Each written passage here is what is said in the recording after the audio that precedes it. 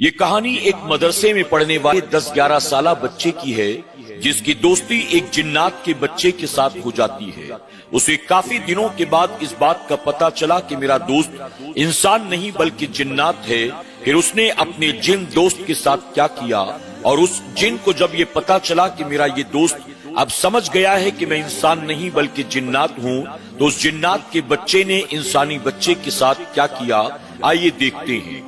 ایک 10-11 سالہ بچہ جس کا نام احمد تھا اپنی کہانی کچھ یوں بیان کرتا ہے۔ ہم اپنے دادا جان کی حویلی میں رہا کرتے تھے۔ ہماری دادا جان کی حویلی کافی پرانی اور بہت بڑی تھی۔ ہماری حویلی کے پیچھے ایک بہت پرانی اور بڑی سی مسجد بھی تھی اور ایک چھوٹا سا مدرسہ بھی اس کے قریب تھا۔ اس مسجد میں چونکہ کوئی امام نہیں تھا تو میرے دادا جان اس مسجد میں امامت کیا کرتے تھے اور گاؤں بھر کے بچوں کو جمع کر کے مدرسے میں آپ انہیں قرآن کی تعلیم دیا کرتے تھے۔ ایک دن میں اپنے دادا جان کے ساتھ نماز ادا کرنے کے لیے جب مسجد کے اندر گیا، دادا جان میری انگلی پکڑ کر گھر واپس آ رہے تھے۔ ہم نماز سے فارغ ہو کر جب گھر کی طرف چلے، اچانک دادا جان کو کوئی کام یاد آ گیا۔ دادا جان نے کہا، بیٹا احمد تم تھوڑی دیر یہاں انتظار کرو، میں ابھی آتا ہوں۔ دادا جان نے مجھے مسجد کی سیڑھیوں کے پاس چھوڑا اور خود پلٹ کر واپس مسجد کی طرف چلے گئے۔ میں سیڑھیوں پر بیٹھا دادا جان کے آنے کا انتظار کر رہا تھا۔ احمد بیان کرتا ہے، میں دادا جان کا وہاں بیٹھا انتظار کر رہا تھا کہ کچھ دیر کے بعد میں نے دیکھا کہیں سے دو نیولے بھاگتے ہوئے آئے اور مسجد کی سیڑھیوں کے قریب آ کر رک گئے۔ احمد اس کے بعد کہتا ہے، ان دونوں نیولوں کو دیکھ کر میں گھبرا گیا۔ میں نے سوچا کہ میں کیا کروں۔ میں اٹھ کر مسجد کی طرف پلٹ کر بھاگنا چاہتا تھا کہ اچانک میری نظر پڑی مسجد کی سیڑھیوں کے پاس مجھے نیولے نظر نہیں آتے بلکہ وہاں پر ایک میرا ہم عمر یعنی 10-11 سالہ لڑکا کھڑا تھا اور اس کے ساتھ میں اس کی والدہ بھی تھی۔ ان دونوں کو میں نے پہلی بار دیکھا تھا۔ جیسے ہی میری نظر ان پر پڑی میں ٹھہر گیا۔ میں دوبارہ سیڑھیوں سے اترتا ہوا ان کے قریب بڑھا۔ جب میں قریب گیا تو وہ عورت مجھ سے کہنے لگی، بیٹا کیا تم اس مدرسے میں پڑھتے ہو؟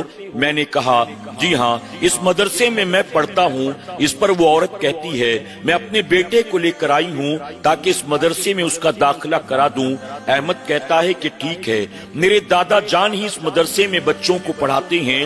میں دادا جان سے بات کر کے تمہارے بیٹے کا داخلہ کرا دوں گا۔ تم اپنے بیٹے کو کل صبح بھیج دینا یا تھوڑی دیر انتظار کرو، دادا جان آئیں گے، میں ابھی ملاقات کرا دیتا ہوں۔ وہ عورت کہنے لگی کہ نہیں، میں دادا جان کے آنے تک کا انتظار نہیں کر سکتی، میں ابھی جاتی ہوں۔ میں کل صبح اپنے بیٹے کو بھیج دوں گی، اپنے دادا جان سے بات کر کے اس کا داخلہ کروا دینا۔ احمد کہتا ہے کہ میں نے ان سے وعدہ کر لیا۔ اس کے بعد وہ دونوں ماں بیٹے وہاں سے پلٹ کر جانے لگے۔ میں سیڑھیوں پر کھڑا ان کو جاتا دیکھ رہا تھا۔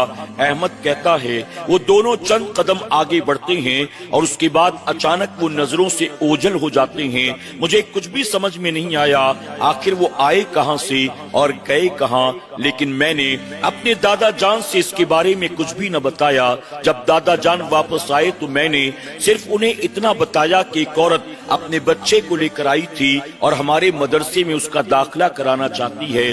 دادا جان نے کہا، وہ دونوں کہاں گئے؟ احمد نے بتایا کہ میں نے ان سے آپ کے آنے کا انتظار کرنے کے لیے کہا تو انہوں نے کہا کہ ہمیں دیر ہو رہی ہے، ہم انتظار نہیں کر سکتے۔ تو میں نے کہا کہ ٹھیک ہے، آپ اپنے بیٹے کو صبح بھیج دیجئے گا۔ اس وعدے کے ساتھ وہ چلی گئی۔ اب کل وہ بچہ واپس ضرور آئے گا۔ احمد کہتا ہے کہ میں دادا جان کی انگلی پکڑ کر حویلی پر واپس آ گیا۔ اگلی صبح جب گاؤں کے تمام بچے مکتب میں پڑھنے کے لیے جمع ہوئے، میں بھی ان کے ساتھ قرآن شریف لے کر بیٹھا تھا۔ میری نظر پڑی وہ بچہ سیڑھیوں سے ہوتا ہوا ہماری طرف آ رہا تھا۔ میں نے اس بچے کی ملاقات اپنے دادا جان سے کروائی۔ دادا جان نے اس کو اپنے قریب بٹھایا اور بٹھا کر آپ نے پڑھانا شروع کر دیا۔ وہ بچہ باقی تمام بچوں کے مقابلے زیادہ ذہین تھا، اس کی زبان بھی بہت صاف تھی۔ وہ تیزی کے ساتھ اپنے سبق کو یاد کرتا اور فوراً دادا جان کو سنا دیتا۔ احمد بتاتا ہے کہ گاؤں کے تمام بچوں کے ساتھ میری دوستی تھی۔ لیکن اس نئے آنے والے بچے کے لیے میرے دل میں محبت پیدا ہو گئی۔ اب اکثر ایسا ہوتا کہ مدرسہ ختم ہونے کے بعد جب گاؤں کے تمام بچے اپنے اپنے گھر چلے جاتے، اس نئے بچے کو میں اپنے ساتھ لے کر اپنے گھر آتا، اپنی حویلی اسے گھماتا، اس کے بعد باغ میں جا کر میں اس کے ساتھ کھیلا کرتا تھا۔ اسی طرح سے وقت گزرتا رہا۔ احمد بتاتا ہے کہ ہمارے گھر کے پیچھے والے حصے میں آم کے کافی درخت موجود تھے۔ جب آم کا موسم آیا تو میں نے دیکھا آم کے ایک درخت پر جو کہ بہت ہی پرانا اور بہت لمبا تھا، پھل لدے ہوئے تھے۔ میرے دل میں خواہش پیدا ہوئی کہ میں اس درخت کے اوپر سے پھلوں کو توڑ کر اپنے نئے دوست کی دعوت کروں، لیکن میں نے بہت جتن کیے، پھر بھی میں اس درخت سے پھلوں کو نہ توڑ سکا۔ احمد کہتا ہے کہ میرے دوست نے کہا اگر تم کہو تو میں اس پیڑ پر چڑھ جاؤں اور میں تمہارے لیے آم توڑاؤں۔ احمد کہتا ہے کہ اس کی بات کو سن کر مجھے بڑا تعجب ہوا۔ میں نے سوچا یہ 10-11 سالہ بچہ آخر اتنے لمبے چوڑے پیڑ پر کیسے چڑھ سکتا ہے جب میں نہیں چڑھ سکتا، یہ کیسے چڑھ سکتا ہے؟ میں نے کہا کیا تم اس درخت پر چڑھ سکتے ہو؟ میرے دوست نے کہا کہ ہاں، کیوں نہیں، اگر تم کہو تو چڑھ جاؤں۔ احمد نے آزمانے کے لیے کہا کہ ٹھیک ہے، چلو مجھے اس پیڑ پر چڑھ کر دکھاؤ۔ احمد کا اتنا کہنا تھا کہ وہ بچہ تیزی کے ساتھ پیڑ کی طرف لپکتا ہے اور پیڑ پر چڑھنا شروع کر دیتا ہے۔ احمد نے دیکھا تو اس کی آنکھیں پٹی کی پٹی رہ گئی۔ تھوڑی دیر کے بعد وہ بچہ ایک دم اونچائی پر جا کر پہنچ گیا اور وہاں سے پہنچ کر کہنے لگا اب تم کہو تو آم توڑ توڑ کر تمہاری طرف پھینکوں۔ احمد نے کہا کہ نہیں، اگر تم آم توڑ کر نیچے پھینکو گے آم سارے خراب ہو جائیں گے، کوئی فائدہ نہ ہوگا۔ اگر تم کسی طرح سے مجھے بھی پیڑ کے اوپر چڑھا دو، ہم دونوں پیڑ کے اوپر بیٹھ کر آم کھائیں گے۔ اس پر وہ دوست کہتا ہے کہ ٹھیک ہے، میں اپنے ہاتھ کو بڑھاتا ہوں، تم میرے ہاتھ کو پکڑ لو اور پیڑ پر چڑھ جاؤ۔ احمد نے جب یہ سنا تو بڑا تعجب ہوا، وہ اتنی اونچائی پر تھا، آخر وہاں سے اس کا ہاتھ نیچے کیسے آتا؟ احمد نے کہا تم اپنے ہاتھ کو نیچے لٹکاؤ گے، آخر وہ تمہارا ہاتھ میرے ہاتھ میں کیسے آئے گا؟ میں پیڑ پر کیسے چڑھ سکتا ہوں؟ اس پر احمد کہتا ہے کہ میرے دوست نے کہا تم اپنا ہاتھ بڑھاؤ تو صحیح۔ میں نے اپنے ہاتھ کو درخت کی طرف بڑھایا۔ میرا دوست درخت کی چوٹی پر تھا لیکن اس نے اپنے ہاتھ کو میری طرف لٹکایا اور احمد کہتا ہے کہ میں دیکھ کر حیران رہ گیا۔ تھوڑی دیر کے بعد اس کا ہاتھ میرے ہاتھ میں تھا اور وہ مجھے اوپر کی طرف کھینچ رہا تھا۔ احمد کہتا ہے کہ میں تو آم توڑنا، پیڑ پر چڑھنا دور کی بات، یہی سوچ کر پریشان تھا کہ میرا دوست پیڑ کی چوٹی پر بیٹھا ہے، آخر اس کا ہاتھ اتنے نیچے کیسے آ گیا؟ احمد کہتا ہے کہ بس یہی سوچ کر مجھ پر غشی طاری ہو گئی اور میں دوبارہ زمین پر گر پڑا۔ کچھ دیر کے بعد جب احمد کو ہوش آیا تو اس نے دیکھا وہ اپنے کمرے میں اپنے بستر پر لیٹا ہوا ہے۔ اس کی سرہانے بیٹھی اس کی والدہ اس کے سر کو سہلا رہی ہیں اور اس کے آس پاس اس کے دادا جان اور اس کے والد بھی موجود ہیں اور کمرے میں حویلی کے کچھ نوکر بھی کھڑے ہوئے ہیں۔ احمد نے چاروں طرف اپنی نظر کو دوڑایا تو اس نے دیکھا کہ اس کے کمرے کے دروازے پر اس کا دوست بھی شرمندگی کے ساتھ اپنے سر کو جھکائے ہوئے کھڑا ہے۔ احمد اٹھ کر اپنے دوست کے قریب جانا چاہتا تھا یا اسے آواز دے کر اپنے پاس بلانا چاہتا تھا، لیکن کمزوری کی وجہ سے احمد نہ اٹھ سکا اور نہ آواز دے کر اسے اپنے پاس بلا سکا۔ احمد کو دوست اپنی گردن کو جھکائے جھکائے آہستہ آہستہ کمرے کے دروازے سے باہر چلا جاتا ہے اور کچھ دیر کے بعد احمد کی نظر سے اوجھل ہو جاتا ہے۔ چند دنوں کے بعد احمد بتاتا ہے ایک رات جب ہم آرام سے اپنے کمرے میں سو رہے تھے، اچانک میری والدہ کی آواز مجھے سنائی دی۔ میری والدہ میرے دوست کو آواز دے کر اس سے پانی مانگ رہی تھی۔ احمد کہتا ہے کہ جب میں نے یہ سنا تو مجھے بڑا تعجب ہوا۔ رات کے اندھیرے میں آخر میرا دوست میرے گھر میں موجود ہے اور مجھے اس کی موجودگی کی کوئی خبر نہیں، میری والدہ اس سے پانی کیوں مانگ رہی ہیں؟ احمد کہتا ہے کہ میں اپنے بستر سے اٹھا، میں نے چاروں طرف کمرے میں نظر دوڑائی، میرا دوست کمرے میں موجود نہیں تھا اور میری والدہ بھی اطمینان سے اپنے بستر پر سو رہی تھی۔ احمد کہتا ہے میں کمرے سے باہر نکلتا ہوں، حویلی میں چاروں طرف اپنے دوست کو تلاش کرتا ہوں، لیکن دور دور تک کہیں بھی میرے دوست کی موجودگی کا نام و نشان تک نہ تھا۔ میں پلٹ کر واپس اپنے کمرے میں آیا، ابھی کمرے میں داخل ہوا کہ میری حیرت کی انتہا نہ رہی۔ میں نے دیکھا میری والدہ اٹھ کر بستر پر بیٹھی ہوئی ہیں اور میرا دوست اپنے ہاتھ میں پانی کا پیالہ لے کر میری والدہ کے سرہانے کھڑا ہے، یعنی میری ماں کو وہ پانی پلا رہا ہے۔ احمد کہتا ہے ابھی اس سے پہلے کہ میں کوئی سوال پوچھتا میری والدہ نے پانی پی لیا۔ اس کے بعد انہوں نے پیالہ میرے دوست کے حوالے کیا اور میرا دوست اپنے ہاتھ میں پیالہ لے کر کمرے سے باہر نکل گیا۔ احمد کہتا ہے یہ سب کچھ دیکھ کر میں حیران تھا۔ اسی طرح سے ایک کے بعد ایک کئی واقعات میری آنکھوں کے سامنے سے گزرتے رہے۔ اچانک میری طبیعت بہت زیادہ خراب ہو گئی۔ میں اپنے دوست سے ملتا، اس سے باتیں کرتا، اس کے ساتھ روزانہ مدرسے میں پڑھنے کے لیے جاتا، لیکن روزانہ کچھ نہ کچھ ایسے واقعات ہوتے جاتے تھے جس کی وجہ سے میری حیرت کی انتہا نہ رہتی، اور میں اپنے دوست سے جب اس کے بارے میں بات کرتا وہ میری کسی بات کا بھی جواب نہ دیتا تھا۔ دن بدن میرا وزن کم ہونے لگا، باقی تمام بچے بڑھ رہے تھے، وہ تندرست ہوتے چلے جا رہے تھے، لیکن میں کمزور ہوتا چلا جا رہا تھا، اور میری بیماری تھی جو کسی کو سمجھ میں نہیں آتی تھی۔ میرے والدین نے میرا بہت علاج کروایا، آخر کار تھک ہار کر انہوں نے ایک دعا تعویذ کرنے والے مولوی صاحب کو مجھے لے جا کر دکھایا تو مولوی صاحب نے کہا تمہارے گھر میں ایک جن کا سایہ ہے اور اسی جن کی وجہ سے تمہارے بچے کی طبیعت ہمیشہ خراب رہتی ہے، تمہارے گھر سے اس جن کو نکالنا پڑے گا۔ میرے والدین نے جب یہ سنا تو وہ حیران رہ گئے۔ آخر کار مولوی صاحب کو میرے گھر میں بلایا گیا۔ مولوی صاحب نے مختلف طرح کے عمل کرنے شروع کر دیے، لیکن میں نے یہ دیکھا کہ مولوی صاحب نے جس دن سے عمل کا سلسلہ شروع کیا تھا اس دن سے احمد کا رویہ پوری طرح سے بدل گیا تھا۔ کبھی میرا دوست مجھ سے کہتا میں تمہارا دوست ہوں، کیا تمہیں میری دوستی پسند نہیں ہے؟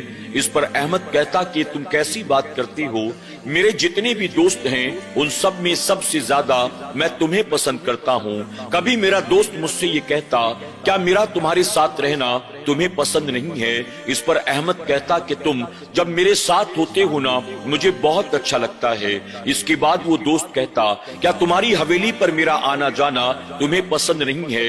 احمد کہتا تم یہ کیسی باتیں کرتے ہو، تم میرے گھر آتے ہو تو مجھے بہت اچھا لگتا ہے۔ یعنی احمد کے دوست نے طرح طرح کے سوالات کرنے شروع کر دیے، اور جن سوالوں کا احمد کے پاس کوئی جواب نہ تھا، احمد نے دیکھا کہ میرے دوست کا رویہ آہستہ آہستہ بدلتا چلا جا رہا ہے، اور مولوی صاحب اپنے عمل کو تیز کرتے چلے جا رہی ہیں، یہاں تک کہ ایک مرتبہ جب میں اپنے دوست کے ساتھ گھر کے اندر داخل ہوا تو مولوی صاحب گھر کے اندر موجود تھے۔ مولوی صاحب کو دیکھتے ہی میرا دوست الٹے قدم گھر سے باہر نکلنے لگا۔ احمد نے اپنے دوست کو روک کر کہا تم کہاں جا رہے ہو؟ چلو ہم ساتھ میں کھانا کھائیں گے، ڈھیر ساری باتیں کریں گے، آج دن بھر ہم باغ میں کھیلیں گے۔ لیکن اس کے باوجود میرا دوست میری بات کو ماننے اور رکنے کے لیے تیار نہیں تھا۔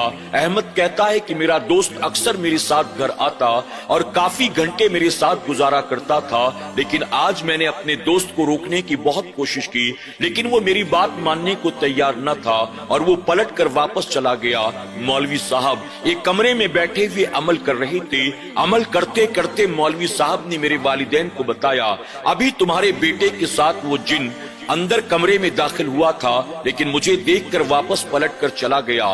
فوراً مجھے جانا ہوگا تاکہ میں اسے پکڑ سکوں۔ اس کے بعد وہ تیزی کے ساتھ اٹھے، حویلی سے باہر نکلے اور یہاں وہاں دوڑتے رہے، لیکن انہیں کچھ بھی ہاتھ نہ لگا۔ آخر کار وہ واپس آئے۔ آنے کے بعد انہوں نے میرے والدین کو بتایا وہ لڑکا جو تمہارے بیٹے کا دوست ہے اور تمہارے گھر میں آتا جاتا ہے وہی انسان نہیں بلکہ جنات کا بچہ ہے، اور اسی بچے کی وجہ سے تمہارے بیٹے کی طبیعت دن بدن خراب ہوتی چلی جا رہی ہے۔ اگر جلد سے جلد اسے یہاں سے نہ بھگایا گیا تو ممکن ہے کہ وہ اپنے ساتھ تمہارے بیٹے کو لے کر چلا جائے، یعنی تمہیں اپنی اولاد سے ہاتھ دھونا پڑے گا۔ جب میرے والدین نے یہ سنا وہ گھبرا جاتے ہیں، میرے دادا جی بھی ڈر جاتے ہیں۔ دادا جی بتاتے ہیں وہ بچہ تو بہت نیک ہے، پڑھنے میں بہت اچھا ہے، بہت ذہین معلوم دیتا ہے، کبھی اس کے کسی عمل سے ہمیں شک بھی نہ ہوا کہ وہ انسان نہیں بلکہ جنات کا بچہ بچہ ہے، لیکن مولوی صاحب اس کے خلاف لوگوں کے کان بھرتے چلے جا رہے تھے۔ احمد کہتا ہے میں اس بات کو ہرگز برداشت نہیں کر سکتا تھا کہ کوئی میرے دوست کو یوں برا بھلا کہے اور میرے دوست کو مجھ سے دور کرنے کی کوشش کرے، لیکن مولوی صاحب نے کہا اگر آپ اپنے بچے کی زندگی چاہتے ہیں تو مجھے اس جن کے بچے کو یا تو قید کرنا پڑے گا یا تو قتل کرنا پڑے گا، سوائے اس کے دوسرا کوئی راستہ نہیں ہے۔ احمد نے جب یہ سنا تو کہتا ہے مجھے بہت تکلیف ہوئی اور مجھ سے برداشت نہ ہوا کہ میرے دوست کے بارے میں کوئی بھلا ایسے کیسے کہہ سکتا ہے۔ احمد مولوی صاحب کے پاس آ کر کہتا ہے مولوی صاحب ضرور آپ کے حساب کتاب میں کچھ گڑبڑ ہو گئی ہوگی، وہ میرا دوست ہے، وہ مجھ سے بہت محبت کرتا ہے، وہ میرے والدین اور دادا جان کی بہت عزت کرتا ہے، آخر وہ ہمارا نقصان کیسے کر سکتا ہے؟ اگر میری طبیعت خراب ہے تو طبیعت خراب ہونے کی وجہ کچھ اور ہو سکتی ہے، میرا دوست نہیں ہو سکتا۔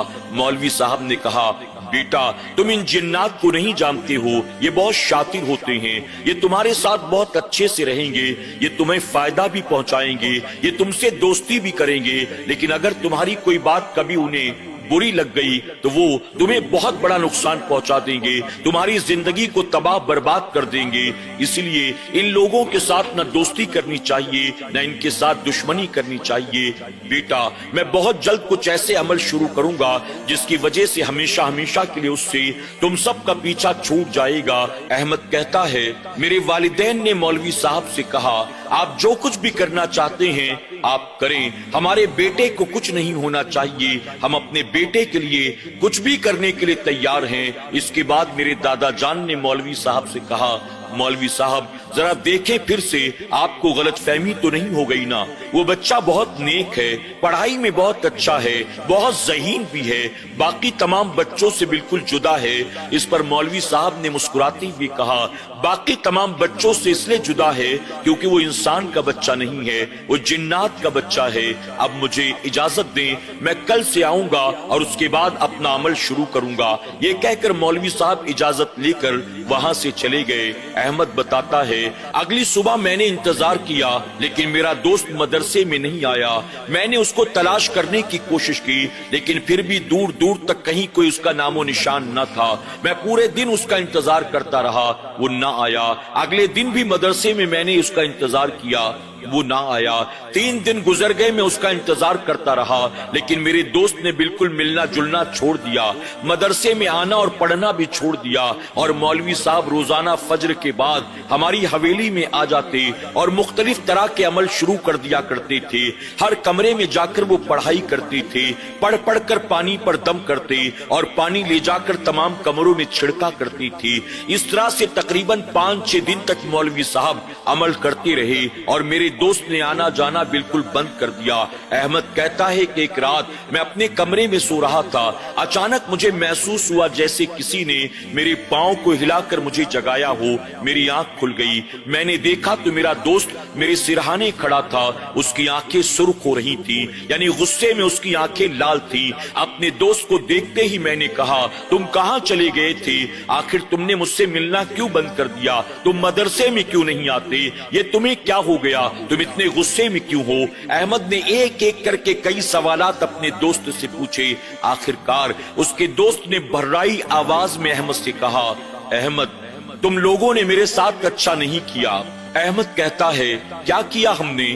اس پر وہ دوست کہتا ہے میں نے تمہیں کون سا نقصان پہنچایا تھا؟ اگر میرا تمہارے پاس آنا جانا، تمہارے گھر میں آنا جانا تمہارے ماں باپ کو پسند نہیں تھا، مجھے منع کر دیتے، میں آنا جانا بند کر دیتا، لیکن تمہارے والدین نے جو میرے ساتھ کیا وہ اچھا نہیں کیا۔ میں نے حیرت سے اس سے کہا آخر میرے والدین نے ایسا کیا کیا؟ اس پر احمد کہتا ہے کہ میرے دوست نے بتایا تمہارے والدین نے مولوی کو بلایا اور مولوی نے یہاں آنے کے بعد ایسی بندش کر دی کہ میرا آنا جانا محال کر دیا۔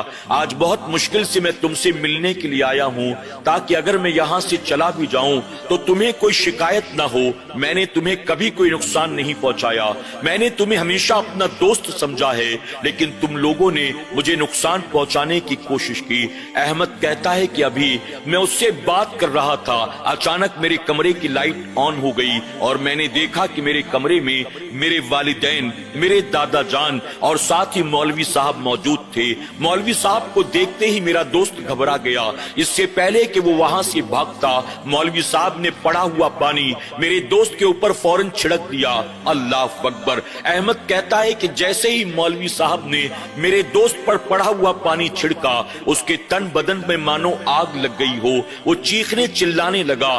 آج سے پہلے میں نے اپنے دوست کا یہ رنگ نہیں دیکھا تھا۔ وہ تو میری ہم عمر تھا، میری طرح اس کی آواز تھی، میری طرح اس کا قد تھا، مجھ سے میری طرح باتیں کیا کرتا تھا، لیکن آج اس کا روپ جو تھا بالکل الگ تھا۔ وہ بہت زور زور سے چیخ رہا تھا، بچا لو بچا لو کہہ رہا تھا۔ اس پر مولوی نے کہا، تجھے یہاں بچانے والا کوئی نہیں ہے، اگر تو چاہتا ہے کہ میں تجھے بچا لوں تو وعدہ کر کے آج کے بعد یہاں کبھی نہیں آئے گا۔ اس نے کہا ٹھیک ہے، مجھے جانے دو، آئندہ میں کبھی نہیں آؤں گا۔ اس کے بعد مولوی نے کہا، میں تجھے بوتل میں بند کر دوں یا تجھے آگ لگا دوں یا تو چپ چاپ چلا جائے گا؟ میرے دوست نے کہا، نہیں نہیں، نہ مجھے قید کرو نہ مجھے جلاؤ، میں یہاں سے جانے کے لیے تیار ہوں۔ اس نے کہا ٹھیک ہے، اب تو چپ چاپ یہاں سے چلا جا، ہم کمرے کا دروازہ کھول دیتے ہیں، آئندہ پلٹ کر کبھی واپس مت آنا۔ اس کے بعد احمد کہتا ہے، یہ سب کچھ میں اپنی آنکھوں سے دیکھ رہا تھا،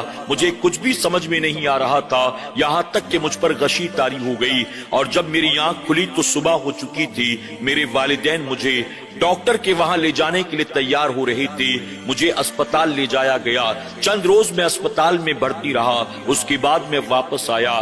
آنے کے بعد میرا پڑھائی سے دل اٹھ چکا تھا، حویلی سے دل اٹھ چکا تھا، میرے اپنے کمرے میں میرا دل نہیں لگتا تھا، اپنی آنکھوں سے میں نے جو کچھ وہاں دیکھا تھا، اس کے بعد پھر میں کبھی نہ اس حویلی نہ اس کمرے میں رہنا چاہتا تھا۔ مجھے ایسا لگ رہا تھا جیسے میرے والدین نے میرے دوست کے ساتھ اچھا نہیں کیا۔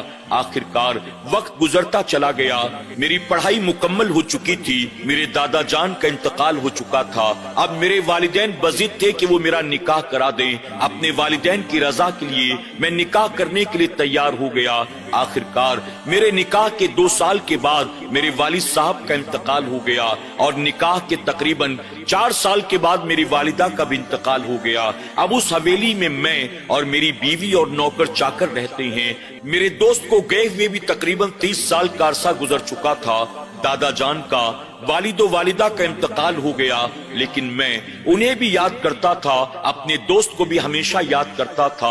ایک رات میں اپنے کمرے میں سو رہا تھا، اچانک حویلی کے دروازے پر کسی نے دستک دی۔ میں نے دربان کو جگایا اور کہا، جاؤ دیکھو کون آیا ہے۔ دربان نے جا کر دیکھا، ایک نورانی چہرے والے بزرگ میری حویلی کے دروازے پر کھڑے تھے۔ انہوں نے کہا، مجھے احمد سے ملاقات کرنی ہے۔ دربان نے کہا، آپ کون ہیں؟ اس نے بتایا، میں مسافر ہوں، بہت دور سے آیا ہوں۔ احمد میرے دوست ہیں، وہ مجھے پہچانتے ہیں۔ احمد کہتا ہے کہ جب دربان نے آ کر پوری باتیں مجھے بتائی تو مجھے بڑا تعجب ہوا، آخر اتنی رات کو کون سا میرا دوست مجھ سے ملاقات کرنے آیا ہوگا۔ میں اپنے کمرے سے باہر نکلا، حویلی کے مین گیٹ پر میں نے آ کر دیکھا، ایک نورانی چہرے والے بزرگ دروازے پر کھڑے تھے۔ انہیں میں نے دیکھا، انہوں نے مجھے سلام کیا، میں نے سلام کا جواب دیا، لیکن میں انہیں پہچان نہ سکا۔ انہوں نے کہا، احمد مجھے پہچانا؟ میں نے کہا، معاف کرنا، میں نے آپ کو نہیں پہچانا۔ تو اس آنے والے نے کہا، 30 سال پہلے میں اسی حویلی سے گیا تھا اور 30 سال کے بعد پھر واپس آیا ہوں۔ احمد کہتا ہے، مجھے اس کی بات پر بڑا تعجب ہوا۔ میں سوچنے لگا کہ 30 سال پہلے وہ کون سا دوست تھا جو یہاں سے گیا تھا۔ میں نے کچھ دیر غور کیا تو مجھے فوراً یاد آ گیا، 30 سال پہلے تو میرا وہ دوست گیا تھا جو انسان نہیں بلکہ جنات تھا۔ میں نے کہا، اچھا تو تم وہ ہو؟ اس نے کہا، ہاں میں وہی ہوں، اگر تمہاری اجازت ہو تو اندر آؤں، نہ ہو تو واپس چلا جاؤں۔ احمد کہتا ہے کہ اتنا سننا تھا۔ میں نے فوراً آگے بڑھ کر اس کو اپنے سینے سے لگایا اور لگانے کے بعد کہا، تم نے آنے میں بہت دیر کر دی، آخر اتنا وقت کیوں لگ گیا؟ اس پر وہ کہتا ہے، احمد میں کیسے آتا، میں تو آنا چاہتا تھا، لیکن تمہارے والدین گھر میں موجود تھے، تمہارے دادا جان گھر میں موجود تھے، اگر میں آ جاتا تو شاید وہ مجھے نہ آنے دیتی، اسی وجہ سے میں نہیں آتا تھا۔